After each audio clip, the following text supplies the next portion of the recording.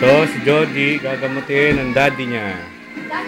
Oh, hawak niya ang bulak. Lalagyan ng betadine. Yan. Tapos, gagamutin niya daddy niya. Ayun ang sugat ng daddy. Yan. Si Jody, yan. Sige. Yan. Hindi takot sa sugat si Jody. Magdodoktor si Jody.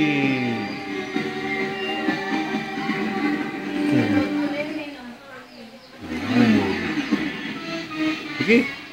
Ito ang sugat. Ang galing ng baby ko. Oh, doktor na ang baby.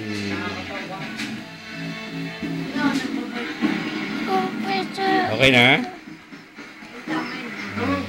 Okay na? Magaling na? O yun, sige. Thank you. Ha, meron pa? O, sige. O, sige, okay na.